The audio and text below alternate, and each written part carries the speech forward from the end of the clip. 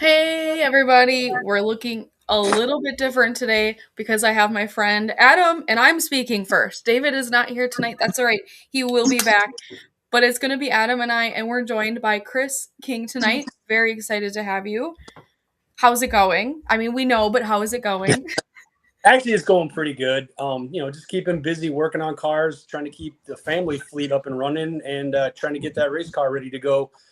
Changing a bunch of stuff, so it does not look like we're going to make Norwalk, unfortunately, but safety first.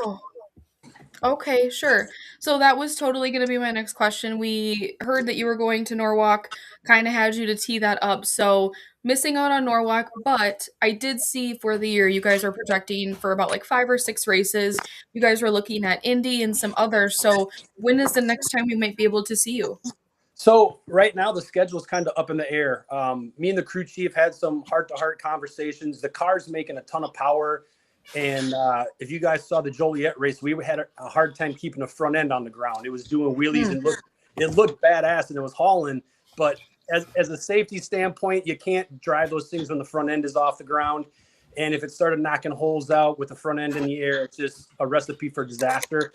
So we decided to address the problem and fix it. So when we come back out racing the car, we'll be 100% badass and hopefully get us down in the 3.9 range somewhere. So we're working on our schedule right now. Obviously, missing Norwalk is a huge blow because I really like going to that track. But we're going to make it up somewhere. We might go to Michigan, or we might end up adding a couple more races towards the end of the season and go out with a bang. So we're still finalizing the schedule, but we definitely will be out there 5 or 6 more times. Awesome. Good to hear. And, just to talk a little bit about Chicago, because you did mention that you guys were there. Very sad as somebody that's my local national event that I missed out on that one, but had a family vacay. So missed out on that one in person. But I was able to watch, and you qualified 16 in that field with a 4.14, your personal best of a 4.07. So really not far off. And that personal best was from just a handful of years ago. But looking at your lineup, you ran against Jack Beckman in round 1. You guys had almost identical reaction times. So you're really right there if you had that ET mile per hour. So what are you guys expecting or hoping for those other races you're projecting for the year for that? So like I said, the car is very happy and it's making a lot of power. And right now we're just struggling with trying to keep the front end on the ground. So I've had to pedal it, and, pedaling it down track knocks holes out, and it obviously is going to affect ET, but it's going A to B. It's not hurting itself. So we're working on changing the chassis a little bit, adding skid blocks, they call them kickstands, moving some weight around and trying to get the balance of the car a little bit more happy, adding some wicker so we can get that front end down. Once the front end stays down and I can actually drive this thing without having to pedal, then this thing will be running, 4.0s, if not high 390s. And that's going to keep us very competitive. So the funny car field is stacked this year. There's no bad cars out there. So qualifying for events is a big deal because all the cars are fast. And, me and Jack are real good buddies. So getting to run him first round was cool. And giving him a run for the money, kept him honest, was something to hang our heads high about. So we're not sad about it. Obviously, I get outspent severely by John Force, but for what we have with our budget, our parts, and our older chassis and bodies, we're running pretty damn good, and people are noticing. So all we're going to do is improve. Yeah, and honestly, just watching last weekend, Foros was very stout at the last event, right? So you're not wrong at all. Super, you're right there, very competitive. And Adam and I have talked about this multiple times, especially last weekend. The funny car field is insane. I mean, it's one of my favorite fields to watch this year because I think you truly could have a lot of different winners this season, especially. Yeah, anybody can win from any spot. So, like, qualifying number 1 or number 16 doesn't matter because we've all seen it. Number 16 is knocked out number 1. The key to this sport is consistency and going A to B. If you can get your car down the track 85, 90% of the time, you're going to win rounds. And that's going to be our goal. And that's what Bob's working on. Our car goes down the track. We hit every qualifying run, even when we don't have to. And we want to get seat time. We want to get data. And most of all, put a show on for the fans. So we're working on our program. We're just missing that all elusive financial support. But once we get that, you guys watch out. It's going to be good. Yeah, absolutely. Adam, you want to talk about your funny car field? I know you love it. Going back to what we had mentioned, it really is who is gonna beat this weekend. It's you versus the weekend rather than it's one specific guy or team that's being able to be consistently going A to B. With being, having an older chassis, maybe not the top tier equipment, how do you see yourself like continuing that path of going up besides from a monetary standpoint, obviously, because having money that helps tremendously, but like realistically with the few events that you guys are running this year, what are you trying to get to, like with like what are your goals you're setting? So like I said, our goals are just run respectably. Qualifying is the number 1 goal because it's financially beneficial to qualify, so you can get your break even point, and then anything above and beyond that is a bonus point for me. Our car's running really well, and we just keep acquiring better and better parts as we go along. My crew chief Bob Peck's doing a phenomenal job with our parts inventory. We're just getting bigger and bigger and better, and eventually I'll be able to get a different chassis and some lighter, newer bodies that are more aerodynamic. But that's coming in the future. But we're just chipping away at it, small bits here and there as we can go. And if you guys saw where I was 4 years ago to where we are now, it's already 1,000 times different. We're competitive. We have a car that can run with the best of them. Absolutely. And I'm not hanging my head anything about that. And round wins are going to come. I'm telling you, you'll see me get my first round win hopefully this year, and this car hopefully breaks into the 3.9 second range. Hopefully our next outing out, because the numbers in Joliet, we had one of the quickest cars from 60 foot to 330 on the incremental sheets, and our 60-foot times were up there with the best of them. So we've got the down low numbers. Now we just got to put the whole package together and get that front end down and make a full pull, and it'll be right there with, mid pack, hopefully. So we're on the right path. We got a good crew chief. Our parts are good. Just the chassis and the body are a little bit older, and we don't lean on them as hard as we could. And that's just because we're trying to save money and not blow things up. But if the time came, we do have a couple spare bullets in the trailer. We could lean on it if we needed to, but we don't need to because the car's running well and it's not hurting itself. So it's going well. Yeah. And I have to also commend you guys because I know that we kind of talked about this a little bit before coming on too, that you are from Wisconsin, located in the Chicago area. So I can tell you that the middle of May in Chicago area, running a race car is very bold. I mean, it's really, really a toss up in this area. You could still have snow, rain. It's cold in the mornings, warm in the afternoons, cold in the evenings, fog, dew. So very like we said, you were right with Jack Beckman, identical reaction times and running A to B. So I feel like I expect a lot of like not full passes in that time of year when we're trying to do events. So that alone I think is really commendable. Yeah, it's cool. Like I said, just going out there and making a respectable run in elimination says a lot about our team.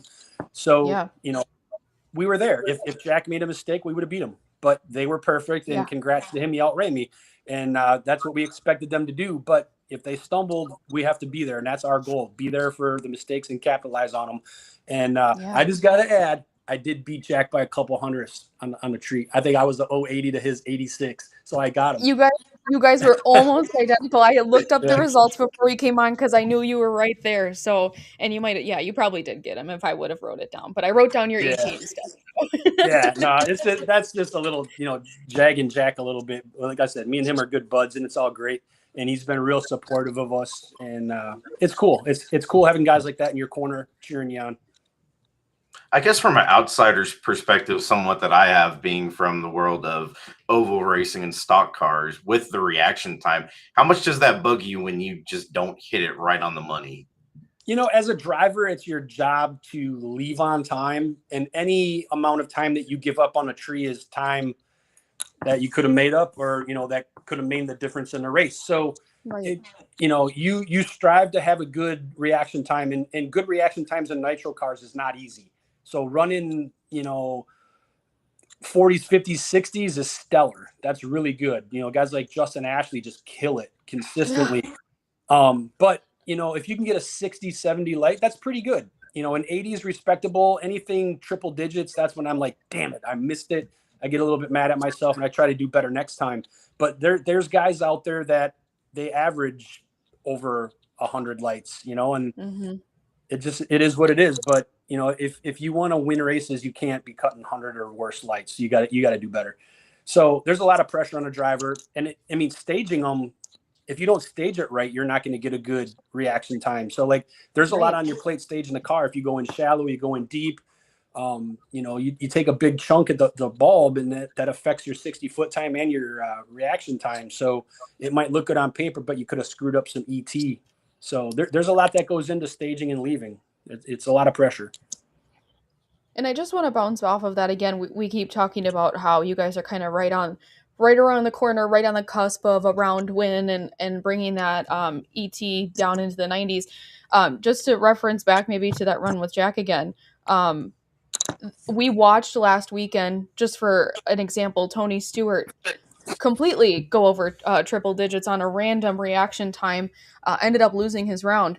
If that would have been a situation you were in that specific round, gosh forbid that happened to Jack, you come out the round winner on that. So just to stress for everybody who's watching how important a reaction time is in a fuel car like that. Your ATs can be drastically different, but if you just have a little staging issue, get off your routine, something has a little glare, Chris comes out the round winner in that instance. So very critical. There's a lot of things that can distract you, believe it or not, up there. So it's hard to stay focused, like what the guy next to you is doing. You can't overthink it. You have to run your own race. But there are things that can distract you. And then next thing you know, it's green, like, oh crap, I'm late, So we leave when the yellow flashes. If you actually see the yellows flash a little too long, you're dead late. So right when you get that little burst of yellow, if you're not on the gas, you're dead late. Yeah.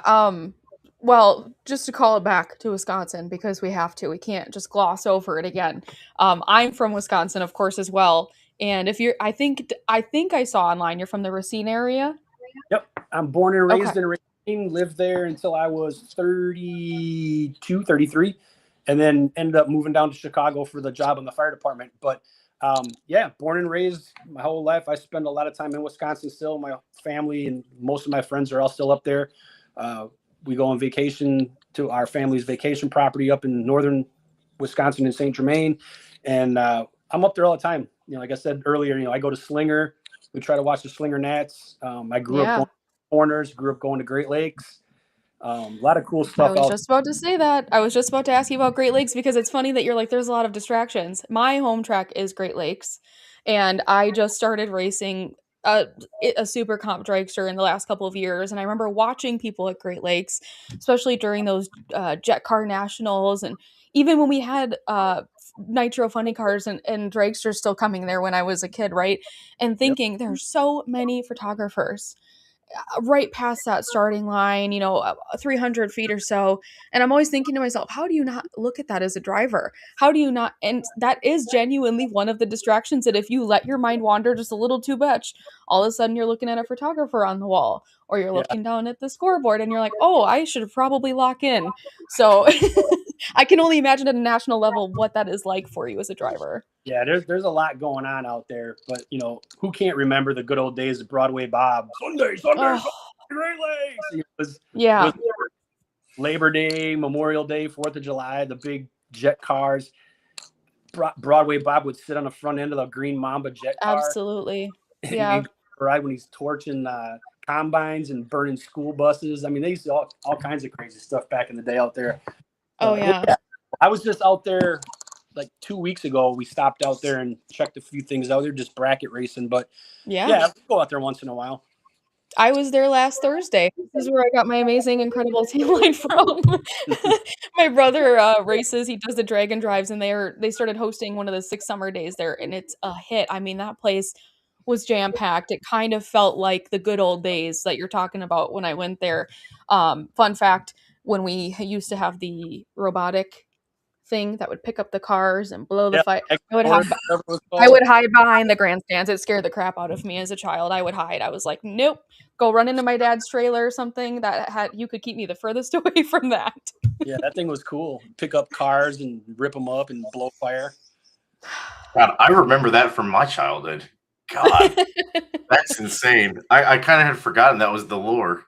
I loved Great Lakes because they've got the grandstands and the return road, and then this kind of almost terrace of grass, just the littlest bit, and then it's the track. And they would put that thing right on that terrace. And that's why I was like, you can catch me at Broadway Bob's store. I am not going to be anywhere near that thing. That thing is like 100 feet from me. Yeah, it was good times. Yeah. So one thing. Go ahead. Yeah. Oh, Broadway Bob, man, what a treasure. Speaking of Chicago, I know we touched a little bit on circle tracks. We do need to talk about that, but I do need to tell you, I read that you, and I told Adam this. I was like, I'm gonna geek out a little bit, Adam. I'm very sorry. I read that you have acted on one of my favorite shows, Chicago Fire. Yep. Unironically, one of my favorite shows. I still watch it weekly to this day. Yeah, I did stand-in background acting for 4 seasons on the show, and Bobby Bennett actually overheard me talking about it one day and caught wind, and he's like, "Oh my God, we got to talk about this." So Bobby took that and ran with it and did a big article about it. And that's what I read. And it spread like wildfire. So yeah, it was cool. We did some cool things, and I was on a bunch of TV shows. If you watch it and pay attention, you'll see me. I saw some screen grabs he put in the article, so once the season ends here and I get bored and I have to go rewatch, I'll be looking for you. My only question I have about it, because we are here for drag racing, is how realistic is it? It's very dramatic, so that's why I ask. Yeah, I mean, like, some calls are based off of things that we've done, but of course Hollywood puts their spin on it to make it more dramatic and more, I don't know, entertaining. Yeah. But I don't know. On a scale of like 1 to 10 for like realism, I'd say it's like 5. Yeah. I've kind of heard some people say the same thing across all of those kind of like medical fire shows. They did just come out with an episode where an entire plane full of people died from something that they don't know. And I was like, yeah, I just don't know if this would really happen. But I like the drama, so I'm going to watch it. I'm sorry. I just am. Well, yeah, that's what it's about. Everybody gets hooked on the drama and the storylines. Exactly. Yeah. So you did allude, because we were talking about Slinger in Wisconsin, you did kind of say you would be open to like joining a little bit of Adam's world. I would love to drive a sprint car or a NASCAR or a modified or anything. Like, if it's got wheels, I want to drive it. And unfortunately, this is not like poor me, but I came from scraping the barrel, nothing as a kid. My dad died when I was young. My mom was broke. We were on welfare, government cheese, all the good stuff. And I never really had the opportunities to pursue that kind of stuff because we were broke. And I fell into drag racing through my best friend, Andy Bowl. And it took off and kind of stuck. And I just progressed my way up through perseverance and hard work. But if like the opportunity or any chance just to sit in one or take a hot lap or do something ever arose, man, I would jump at that opportunity in a heartbeat, because I love anything with a motor. And Yeah. when we were kids, we used to go do SCCA, like time trials at Miller Park. And I started getting into that kind of stuff, like open wheel racing. And I'm pretty damn good on a go-kart, except now I'm 200 plus pounds. So that kind of slowed me down a little bit because all these guys I'm racing are like 150 pounds soaking wet. So it's an unfair weight advantage, but I still hold my own. And like I said, I just love driving things. And if it goes fast, I want to try it. So someday I met a guy at PRI named Keith, and he had like some modifieds and asphalt stock cars down in North Carolina. He's like, well, come on down. We'll put you in there, get you all squared away. But it never worked out because I haven't been to North Carolina in a long time. But it is on my to-do list. Heck, Adam's like cheesing. We'll put you in the Crown Vic at Carolina Speedway on a Friday night feature. There you go. Yeah. Yeah, that sounds great. $500 to win. Yeah, that's the kind of mudding I'd like to get down dirty with too. I'll Ricky out of that car. Oh yeah. I mean, it's a good old time. That's right. You know what they say? You ain't first, you're last. Shake and bake. Mm-hmm. That's right. Rubbing is racing, right, Adam? Right. I think I don't know if anybody caught yesterday's NASCAR affair out on a naval base of all things, but we had someone who isn't traditionally a stock car driver who came from the world of F1, and he used every bit of his bumper with a current guy, and they had a little disagreement after the race. Very reminiscent of Talladega Nights. Ricky Bobby.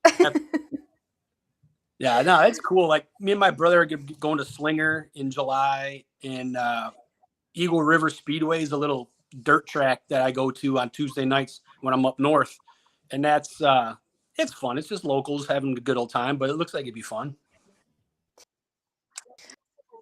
In Eagle River, I'm like, we're getting into like Natalie Decker and Ty Majeski territory. Like, who do we need to talk to see if you can sit in Ty Majeski's car? You know what I mean? Well, yeah. I mean, Ty's a Wisconsin legend, and I met Natalie because she's Eagle River. We ran into each other at Talladega and talked a little bit, but like, she's gone leaps and bounds in the NASCAR world, and Ty's a phenomenal driver. I'm surprised he's not doing more, but it's hard. I mean, even the Sauter brothers. I know Johnny.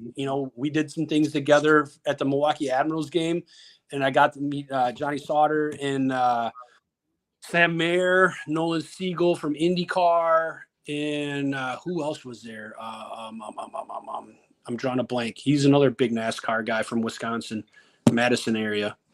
Josh Blicky. Yep, Blicky. So Blicky will run about anything with four wheels and a motor in the NASCAR world. Yep. He's done just a little bit about everything. Sounds like Chris would get along with him. But yeah, we all did a thing at the Admirals game and hit it off real well. So I got in good with them, and we had a fun time. And Nolan even came to Norwalk last year to the race, and then I came with him and Team McLaren to the Milwaukee Mile last year. So, nice. Like little doors like that open up and it makes for cool relationships, and you meet people that you wouldn't have gotten to meet, and it's all from racing. Yeah, absolutely. So Speaking of racing, plans with being in the Chicago area? Is there any plans on the 4th of July to maybe make it out to Juliet? So I don't know what we're doing. We actually might be going down to Nashville over the 4th of July. My daughter, Vanderbilt, and she stayed down in Nashville for the summer doing intern research program. So she's home right now for 2 days because she's going to a concert and then driving right back. And my wife's going with her. And I have a few things I got to do with a charity foundation down in Atlanta. Then I'm going to meet them in Nashville. So, we'll probably end up doing the 4th in Nashville this year, which might be a cool experience because Nashville's pretty badass. It definitely is. And they have a great track as well. The only reason I was asking is because, Chicagoland back on our schedule. That's also like huge.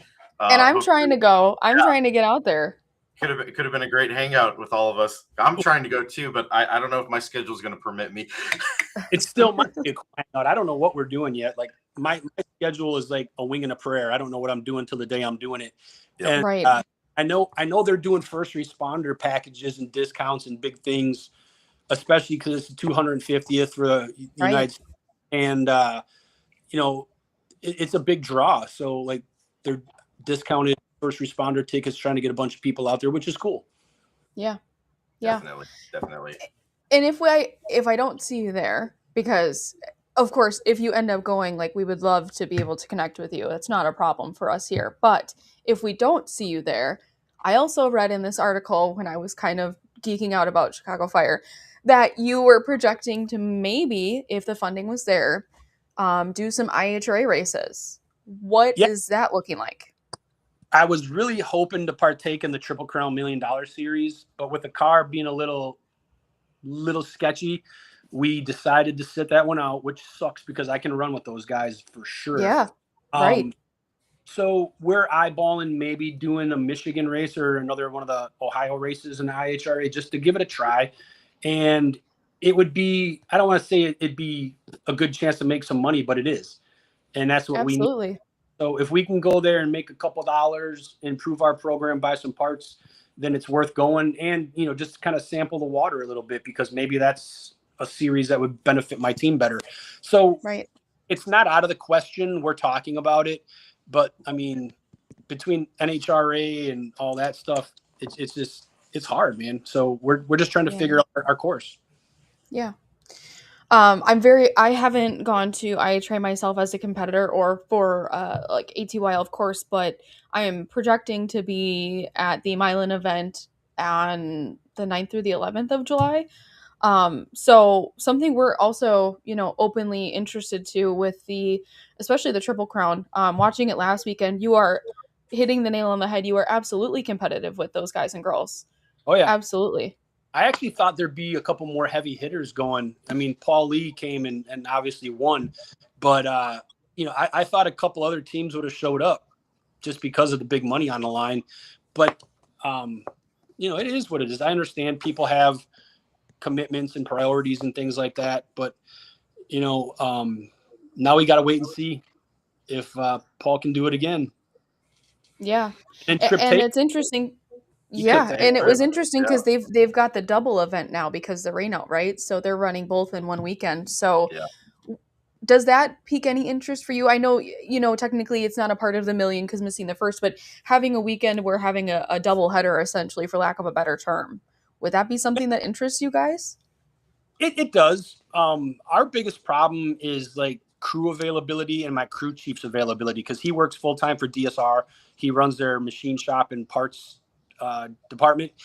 So he's real busy and just overwhelmed with work there. Plus, he has a blower business on the side on top of working on my race car. And then he has a small son, too. So he pulls daddy duty a lot, too. So he's got a lot on his plate. And then our crew guys all have full-time jobs. So getting them away from their full-time gigs and families, we just got to make sure all the stars align. But if I had the ability to do more, I would. And, it just right now it works. But if we did any more than what we're doing, I'd have to start hiring full-time guys. And then that's where it gets really expensive. Yeah, absolutely.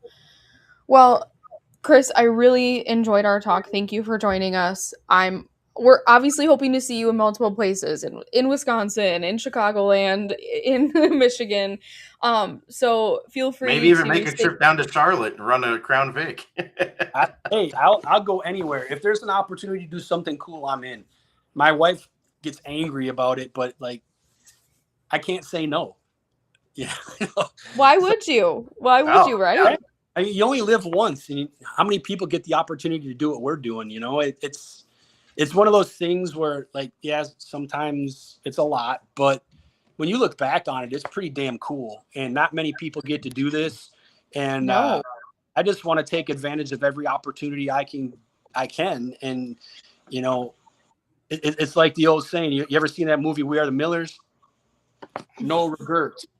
Not even a letter. Not even one letter. So, and Chris, that's the way that Broadway Bob lived his life. So we just have to do the best as he did, right? Exactly. You got to go out like a rock star, right? Live every day. Absolutely. And a great line you can use, and I'm not advocating because I am a wife as well, but a great line you could use is like, what if I'm the greatest circle track driver of all time and I just don't even know it yet? I have to try. Right? Exactly. I won't know until I try it. I mean, I could be the next Dale Earnhardt. You never know. Right. Exactly. All I need is an opportunity, Correct. And if you never get that opportunity, you never know. Adam, I don't know who we need to talk to, but do you remember the SRX series? Oh gosh, yeah. I think we need to talk to somebody about reviving that, coming back to Slinger, because they always picked a hometown hero, and Chris would be a great hometown hero. That would be a hell of a thing right there. Tony Stewart. I didn't even have Ron Capps do a lap in there. I was like, man, why can't I do it? Absolutely. Yeah, they did. Game, you know, that's the problem. I mean, everybody's starting to know who I am. I'm still a small fish in a big pond trying to find my way. But, you know, there's so much out there I want to do. I just don't have enough money to do it. I need to be like a billionaire because I would spend it all in like. Same. I mean, I don't know if you can see this real quick. I'm going to show you like my driveway here. You see that yellow car? Ooh. That's one of my projects. And that one right there is another one of my cars. And then I got my daughter's car all tore apart in the driveway right now. that yellow car I've had since I was 17. It's an 89 Fox Body Mustang. And I built it. It's a twin turbo small block Ford. And then under the tarp is a 68 Camaro 327 4-speed all original. Oh my gosh. You have your hands full. Yeah, but like it's cool, you know? And then I got the race car. The race car is really cool too. But I don't know. I just want to do as much as I can, you know, cram as much into my busy days as I can. I never sit still. I'm always doing something.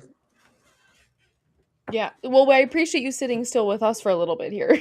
Yeah, and I just have to say, nuts. Like this is like a half hour sitting down. I'm like, gotta go do something. You're getting the itch, right? I do have to say I just joined this show earlier this year, but we have had a handful of people that we talked about, like you said, being the small fish in a big pond.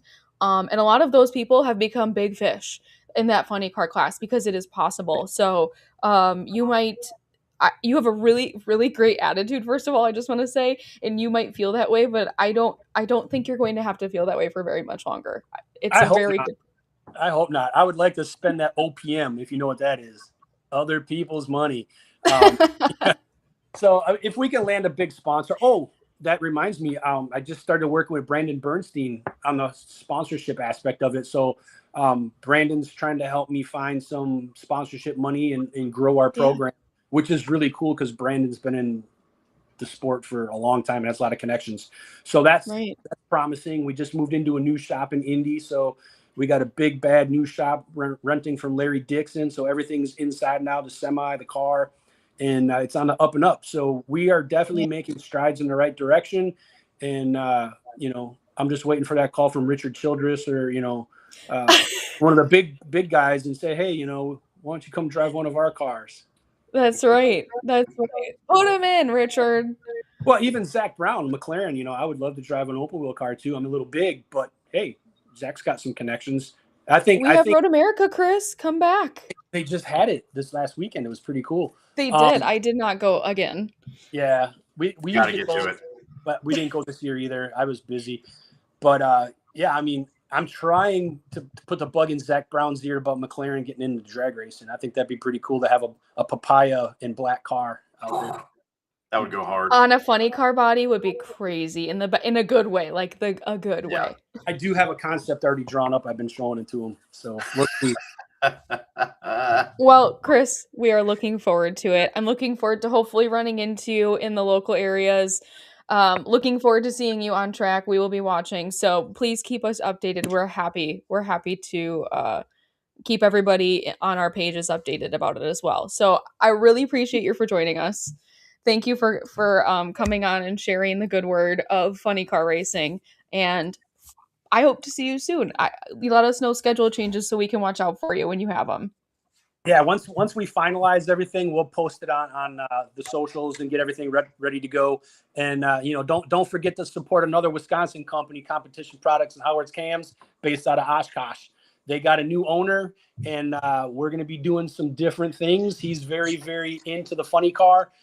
So we might be getting some new graphics and new looks coming up pretty soon. That's made debut for Indy. So there's some big news coming from that front, and awesome. There's things coming. So keep on our social media pages, Chris King Racing, Instagram, Facebook, and Twitter. and you'll be able to find us. So hopefully we'll see you. Stop by the pits, say hi, grab a hero card. I'm always there talking to people at the ropes, so come on by. Perfect. And Chris, I do have to tell you, I actually am in the Fox Valley area, so I'm very well versed with competition products. We're a regular. And I actually went to a car show in Amro, if you know where that is. Maybe Yep. not. That's okay. Okay. On Memorial Day, and there was a guy wearing your shirt. And I was Awesome. like, hey, I'm gonna have him on our show. And he's like, his someone owns competition products. And I was like, you probably know me, you know Chris, you know my family. We got a little bit of talking, but I was like, you got to come on the show, man. You got to watch. So I don't know if he's here, but if you were, it was great running into you. I'm glad we have mutual friends. Small world, isn't it? It's kind of cool.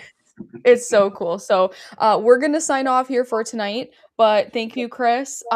Again, with his socials, for anybody who's watching, we tagged him in all of our posts about the show on Facebook, Instagram, and Twitter. So please reference that and go give him a follow for those updates.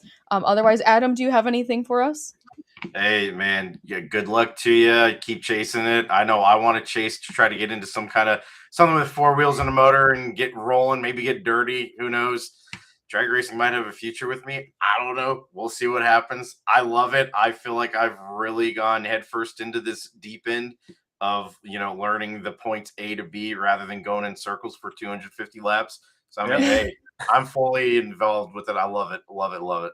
12,000 horsepower is pretty cool. Dude, it just shakes you from the top of your head down to your toenails. It's insane. It's like nothing I've ever experienced in my life. Yeah, Adam is a 4-wide viewer, so he's got 12,000 horsepower just. The only events I've been to have been the 4 wides at Charlotte, and like my first experience within an hour of getting to the facility, it was Nitro qualifying round 1 for Funny Car. And they said, hey, let's go out to the burnout box. And I was like, oh, burnout box. Oh, this will be cool. I didn't realize the car was going to be like 6 feet away from me. Yeah, it was just wild. Yeah. Felt like someone punched you in the chest, didn't it? Chest, head, arms, legs, everything. Yeah, it was like nothing I can even explain. It's just wild. But and then Chris sits behind the bomb that powers that. Crazy. Yeah, it's pure chaos. 6 Gs of acceleration. Everybody says, what's it like? I always tell them, I don't know. I have my eyes closed. Yeah. Oh, man. Your head's here. Your brain is back here trying to figure out what's going on. I mean, it's insane. You can't even describe what it's like launching that car. And like when it goes crazy too, like if you guys saw, I think it was Q4 at Joliet, car left real hard. It's making a move and all of a sudden it's sideways and I'm almost in the wall. I'm like, ooh, it happens that quick. And you got to be on top of it, man. These things are so violent. It's crazy. Yeah. Like when I tell people, like a casual fan who like has no idea or concept of getting from point A to point B about, oh my God, did you see how sideways they were? They're like, whatever. I'm like, no. You have no idea from what they have done, from lining up, doing a burnout, getting pushback, watching the tree, and then gunning it. There is so much going on. Yeah. And the crazy thing, it burns 18 gallons of fuel. Oh my God. The time we started burnout and do the pass, it's about 18 gallons of fuel. It's nuts. Wild. That just is wild. nuts. Wild. Yeah. Just engineering parts. And for everybody who's watching, you can watch it this weekend in Norwalk. We can't watch Chris, but we will see Chris very soon. So that's why you got to head to those socials, follow his pages so you can see when you can see him next. But maybe if anybody's here just from the ATYL world, if you haven't watched NHRA, make sure this weekend you watch Norwalk. You can see exactly what Chris and Adam are describing because it truly is only something you can experience in person, and it is the wildest experience. So, yeah, it's pretty cool. All right. Well, we're going to sign off. Thank you, everybody, for coming. Thank you, Chris. And I don't know, have a great rest of your night. Good luck working on the car. Yeah, I'm going to go back to my hell out in the driveway and try to get this thing buttoned up. But thanks for having me. I appreciate you guys. And reach out anytime if you need something. And go Wisconsin. Go Wisconsin. That's what I like to hear. Adam, say it. Go Badgers. Oh, okay. Good enough. Well, right. You know what? Go Wisconsin. Thank you. The anchor down, for Vandy. But then you got I don't know if I can do it. Wisconsin. Yeah. On I Wisconsin. can do that one. That one's good. There. Thank you, Adam. It's only one time we're going to ask you, so it's okay. I know. Yeah, I don't want to be that guy, but yeah, we're. Oh, OH. man. Sorry. That's okay. You get a pass. You get one pass, Here and that's it, you Adam. go. I do Yeah, love that's cheese right. here, so we're good. Yeah. All right, everybody. Have a great night. Thank Have a you. good night. Thanks. Thank you, Chris. All right. Take care. Bye.